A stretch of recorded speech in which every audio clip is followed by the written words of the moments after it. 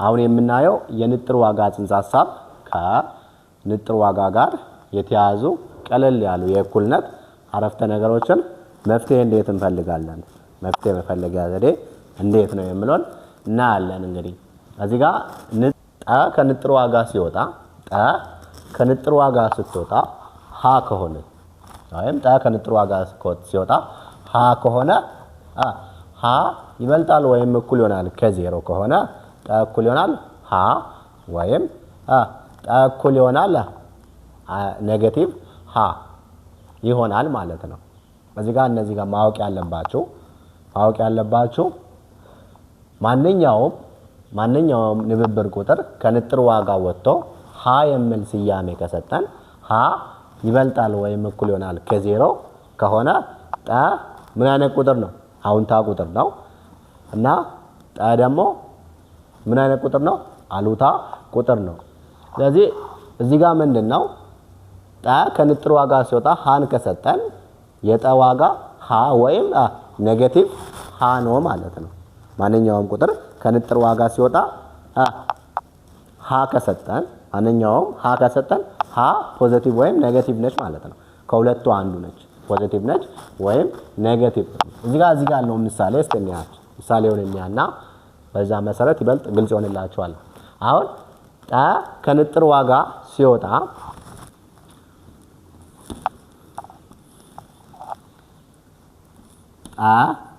ከንጥር ዋጋ ሲወጣ ስንት ነው አለ? 7። ያ ማለት ኔጌቲቭ 7 ከንጥር ዋጋ ሲወጣ ስንት ነው? 7 ነው። 7ም ከንጥር ዋጋ ሲወጣ ስንት ነው? 7 ነው። ስለዚህ የጠ ዋጋ ጠ እኩል ይሆናል ኔጌቲቭ 7 ወይም 7 ነው። የዚህኛው መፍትሄ ስብስባችን የሚሆነው ምንድነው? መፍትሄ ስብስባችን ኔጌቲቭ 7 እና 7 ሆነልናል። መፍትሄ ስብስባችን ኔጌቲቭ 7 እና 7 ይሆናል። እንግዲህ ጠ ከንጥር ዋጋ ሲወጣ 7 ከሆነ የጠ ዋጋ 7 ወይም ኔጌቲቭ 7 ነው። መፍትሄ ስብስባችን ኔጌቲቭ 7 እና 7 ይሆናል ማለት ነው። ለላይ ስንሄድ እንግዲህ ከመጀመሪያው ይለያል አይደል? ለምን ይላል?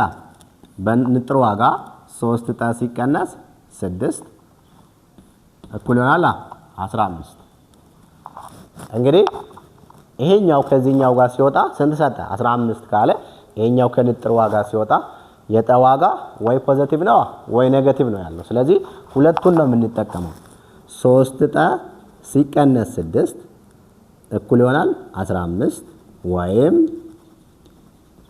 3 ጠ ሲቀነስ 6 እኩል ይሆናል ኔጌቲቭ 15 ወይም አሉታ 15 እንላለን። አሁን እንስራ። እንግዲህ እቺኛዋን ኔጌቲቭ 6 ይሄ እኩል ይሆናል ምልክት አልፎ ወደዛ ሲሆን ምን ይሆናል? ፖዚቲቭ ይሆናል። 3 ጠ እኩል ይሆናል እቺኛዋን ኔጌቲቭ ወደዛ ልንወስዳት ነው። እዚህ ጋር ኔጌቲቭ ነበር፣ ወደዛ ሲሆን ምን ይሆናል? ፖዚቲቭ ይሆናል። 15 ሲደመር 6 ይሆናል። 3 ጠ እኩል ይሆናል 15 ሲደመር 6 21። አሁን የ3 ጠ ዋጋ ስንት ነው? 21 ነው። እኛ የምንፈልገው የ1 ጠ ዋጋ ነው። ሁለቱንም ለስንት እናካፍላለን? ለ3። 3 በ3 ማን ቀረለን? ጠ ቀረለን። 21 ሲካፈል ለ3 ስንት ይመጣልናል? 7። አንደኛውን ጠ ስንት አገኘን? 7 አገኘን። ሁለተኛውስ?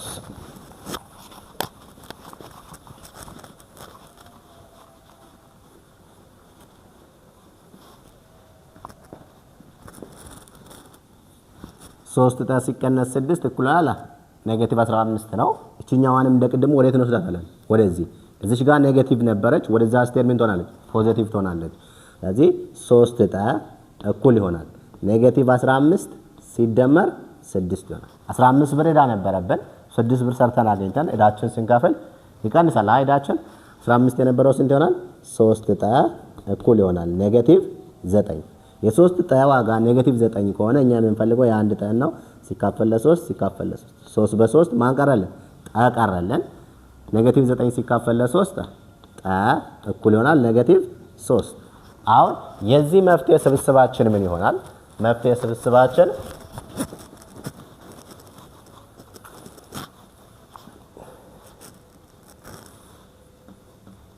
መፍትሄ ስብስባችን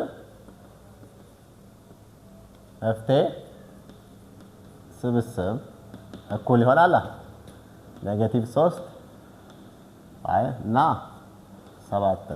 ስለዚህ መፍትሄ ስብስባችን ማን ይሆናል? -3 ወይም 7። መተካት ትችላላችሁ። አሁን እዚህኛው ጋር ስንት አገኘነው? 7 አስገቡት እስቲ። 3 ሲባዛ በ7 21 21 ሲቀነስ 6 15 ማለት ነው። አንደኛውን ደግሞ -3ን አስገቡት ለዚህኛው 3 ሲባዛ በ-3 -9 -9 ሲቀነስ 6 -15 ማለት ነው። ስለዚህ መፍትሄ ስብስባችን -3 ወይም 7። ሐመርኋ ላይ እንሄድና ሐመርኋ ምንድነው የሚለን?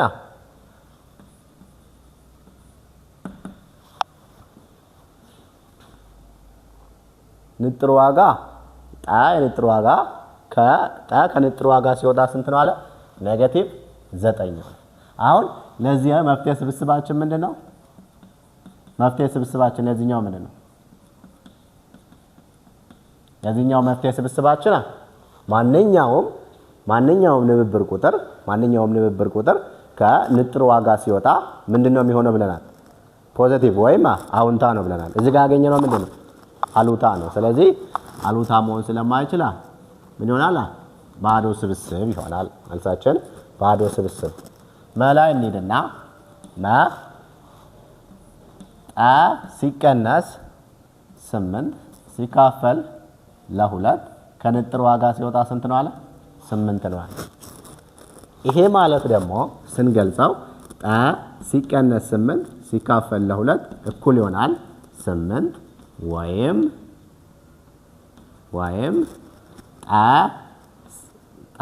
ሲቀነስ 8 ሲካፈል ለ2 እኩል አለ -8 በዚህ ነው የምንፈታው። እዚህ ጋር ተሰጠን ፖዚቲቭ ነው አይደል? ስለዚህ 8 ወይም -8 ይሆናል ብለን ነው የምንሰራው። አሁን ይሄን አንደኛ አርግና ክሪስ ክሮስ አርጉት። 2 ሲባዛ በ8 16 ነው። 1 ሲባዛ በዚያ ሲቀነስ 8 እኩል ይሆናል 16 ወይም አሁንም አባዙት ሲቀነስ 8 እኩል ይሆናል 2 ሲባዛ በ-8 -16 ይሆናል። -16 ይሆናል። አሁን እንደቀደመው እቺኛዋ 8 ምን ነች? ኔጌቲቭ ነች። ወደዛ እንውሰዳት። ምክንያቱም ቁጥርን ከቁጥር ጋር ማለት ምክንያቱም እንድትቀርልን እኩል ይሆናል 16። እዚህ ጋር 8 ምን ነበረች? ኔጌቲቭ ነች። ወደዛ ስትሄድ ሳይኗን ትቀይራለች። ምን ትሆናለች? ፖዚቲቭ ትሆናለች። ሲደመር 8 እኩል ይሆናል 16 ሲደመር 8 24። አሁን በዚህኛው ጋር የጠ ዋጋ ስንት ነው? 4 ነው። ቀንሱት። እዚህ ጋር 24 ሲቀነስ 8 ከ4 ላይ 8 ሲቀነስ 16 16 ሲካፈል ለ2 8 ይሰጠናል ነው። እዚህኛው ጋር ስንመጣ ደግሞ አሁንም እቺኛዋን 8 ወደ ተሰዷት ወደዚህ ውሰዷት። እዚህ ጋር ኔጌቲቭ ነበረች፣ ወደዛ ስትሄድ ፖዚቲቭ ትሆናለች። ሲቀነስ እኩል ይሆናል -16 ወደዛ ሲሄድ ፖዚቲቭ ይሆናል 8 እኩል ይሆናል 16 ብር ዕዳ ነበረብን። 8 ብር ሰርተን አገኘን። ዕዳችንን ስንከፍለው ስንት ብር ዕዳ ይቀረናል? የሚቀረን ዕዳ ነው። ስንት ይቀረናል? -8 ይሆናል። -8 ይሆናል።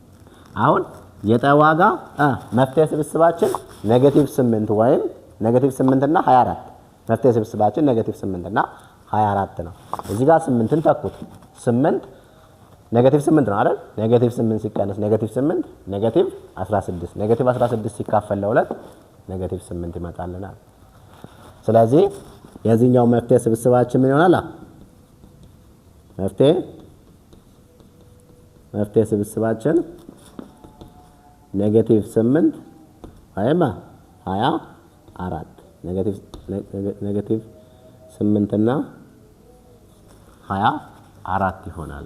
መፍትሄ ስብስባችን -8 እና 24 ይሆናል ማለት ነው። ታዮሪሳችን ንብብር ቁጥሮችን ማወዳደርና በቅደም ተከተል ማስቀመጥ። ንብብር ቁጥሮችን ማወዳደር ከቻለን በቅደም ተከተል ማስቀመጡ ደግሞ ምንም አይከብደንም ማለት ነው። እሺ፣ ንብብር ቁጥሮችን በሶስት መንገድ ማወዳደር እንችላለን። ግን ከዛ ውስጥ ደግሞ በጣም ቀለል ያለ ደግሞ ለምሳሌ 1/2 እና 100 200ኛ ብለን አብዛኛው ተማሪ የሚመስለው ምንድነው 100 200ኛ ትልቅ ይመስለዋል። አንድ ሁለተኛ ደግሞ ትንሽ ይመስለዋል። ግን ደግሞ በቀላሉ የትኛው ነው የሚበልጠው ለማለት ልክ ምን አይነት ነው የምትጠቀሙት? ክሪስ ክሮስ ነው የምትጠቀሙት። 1 ሲባዛ በ200 200 2 ሲባዛ በ100 200 ስንት መጣ? ሁለቱም ስንት ነው? 200። ስለዚህ ምን ናቸው? እኩል ናቸው። ስለዚህ 1 ሁለተኛና 100 200ኛ ምንድን ናቸው? እኩል ናቸው ማለት ነው። እሺ የመጀመሪያው ምንድነው? ታህታቸውን በማመሳሰል ነው። ታህታቸውን በማመሳሰል ለምሳሌ የመጀመሪያው ታህታቸውን በማመሳሰል ይሆናል። 3/4ኛ እና ከ4/5ኛ የትኛው ይበልጣል? ይሄኛውን ታህታቸውን ስናመሳስል የ4 እና የ5 ታህት፣ ይሄኛውን ስናመሳስል የ4 እና የታህቱን ምን መፈለግ አለብን? የታህቱን ትጋብ መፈለግ አለብን ነው። ትጋብ መፈለግ አለብን። ያ ምን ፈልገው ደግሞ 4 5 ስለዚህ ትናንሽ ቁጥሮች ቢሆኑም በተለያዩ መንገድ በ2 2 ይሄኛው ደግሞ 5 በ2 1 5 በ5 1 1 ስለዚህ እኛውን ብቻ ማባዛት ነው። 2 ሲባዛ በ2 4 4 ሲባዛ በ5 20 ያ ማለት 4 ሲባዛ በ5 ነገር ግን ብዙ ሊሰጠን ይችላል። በምናወዳድርበት ጊዜ ግን ምን ማድረግ ነው ያለበት? በዚህኛው መንገድ ነው የምንጠቀመው። ስለዚህ አሁን ታህታቸውን ስንት ነው እዚህ ጋር መጣው? 20 ነው አይደል? ትጋባቸው 20 ነው። ስለዚህ 4 በስንት ቢባዛ 20 ይመጣል? 4 በስንት ቢባዛ 20 ይመጣል? በ5 3/4ኛ ሲባዛ በ5 5ኛ 5 ደግሞ በስንት ሲባዛ 20 ይመጣል? በ4 4/5ኛ ሲባዛ በ4 4ኛ 3 ሲባዛ በ5 15 ስንተኛ? 20ኛ 4 ሲባዛ በ5 4 ሲባዛ በ4 16 5 ሲባዛ 20 ከ15 እና ከ16 ማን ነው በልጠው? 16 እዚህ ጋር ምልክታችን ወደ ማን ይሆናል? ወደ 4/5ኛ ይሆናል። ሁለተኛው ደግሞ ወደ አስርዮሽ በመቀየር የተሰጠንን ክፍልፋይ ወደ ምን በመቀየር? ወደ አስርዮሽ በመቀየር እዚህ ጋር ራሱን እንጠቀምና 3/4ኛንና 4/5ኛ ያ ማለት ረጅም የማካፈል ዘዴ በመጠቀም ወደ አስርዮሽ እንቀይራለን ማለት ነው። 3 ሲካፈል ለ4 እና 4 ሲካፈል ለ5 3 ለ4 አይችልም። ነጥብ እናደርግና 0 30 ለ4 ስንት ጊዜ? 7 ጊዜ 7 ጊዜ 4 28 ስንቀንሰው 2 0 20 ለ4 5 ስንት መጣለን? 0.75 እሺ ይሄ 20 ይመጣል። ቀሪያችን 0 ማለት ነው። 4 ሲካፈል 5 አይችልም። ነጥብ እንሰጥና 0 40 ሲካፈል 5 8 ጊዜ 8 ሲባዛ በ5 40 ይሆናል። ስንት መጣለን? ይሄ ጋር 0.8 ከ0.8 እና ከ0.75 የትኛው ይበልጣል? አብዛኛው ቁጥር አሁን እዚህ ጋር 75 ስላለ 75 እንዳይመስላችሁ ስታወዳድሩ የመጀመሪያው ምንድነው? 0 ከ0 ጋር አይደል? ቀጣዩ ስንት ነው? እኩል ናቸው። እዚህ ጋር 7ን ደግሞ ከማን ጋር? ከ8 ጋር።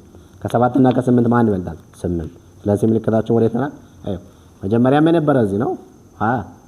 ወደ አስርዮሽ ቀይረንም በዚህ አይነት መልክ ነው ይመጣለን።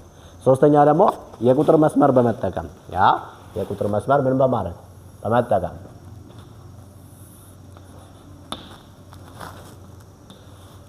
እሺ 0 1 2 3 4 ኔጌቲቭ 1 ኔጌቲቭ 2 ኔጌቲቭ 3 ኔጌቲቭ 4 ብለን እንውሰድና በዚህ መካከል ነው። ስለዚህ 4/5ኛ ማለት ያ 0 ነጥብ ምናምን ናቸው አይደል? 0 ነጥብ ስንት 8 እና 0.75 በጣም ተቀራራቢ ናቸው። እዚህ ጋር ስንት ነው የሚሆነው? 3/4ኛ እዚህ ጋር ይሆናል። ያኛው ደግሞ ስንት ነው? 4/5ኛ 4/5ኛ በደንብ 4/5ኛ 3/4ኛ 4/5ኛ ማን ይበልጣል?